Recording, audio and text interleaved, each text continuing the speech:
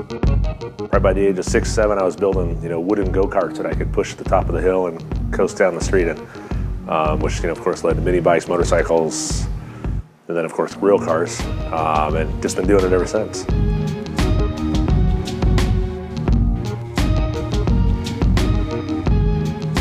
When I was in high school, I worked at a place called the Glendale Speed Center, which we were more of a parts, speed parts shop. But I had a side business of, rebuilding carburetors and doing distributors, and that led me to a job at a dyno shop, and just evolved into my own shop at probably around the age of 21.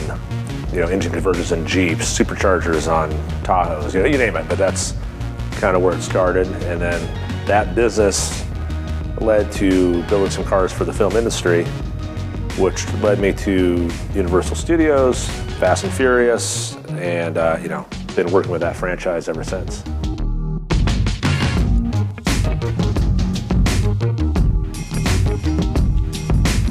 I got referred to Universal Studios for a movie called Dragonfly, where we built an off-road vehicle to simulate a bus going over a cliff. That led to Bruce Almighty.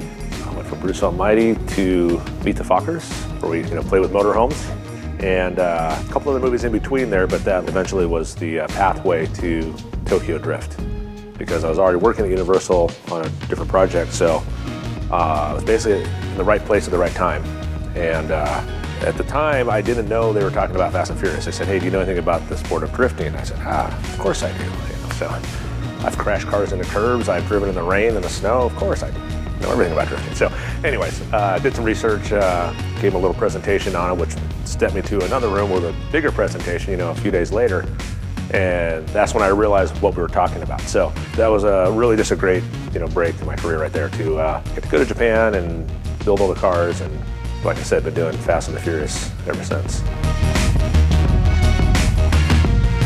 This starts with doing research. For instance, going all the way back to Tokyo Drift, I feel at that point it was just a matter of looking into what the trend was, what the cars looked like, which, like I said, we did extensive. I spent 3 weeks in Japan visiting shops, going to events. Now, once we got to Fast 4, then we have returning characters. So then it's about, okay, what's the right car for this character? You want the fans to say, oh yeah, of course, that's Paul Walker's car without a doubt, or Brian's, I should say, Brian's car. So, anytime you integrate a new character, it's like, okay, what's this guy about?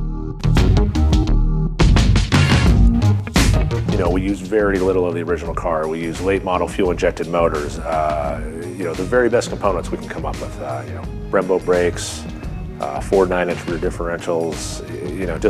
Just basically all the components that you would find in a true race car. Because one thing about a Fast and Furious movie is the cars are such an important part of it that they have to be able to do whatever the director wishes, whatever the stunt guy wants to throw at it. So reliability is a key factor. Performance is obviously the key factor. So, we'll spend sometimes 2-3 months, building just one set of chargers.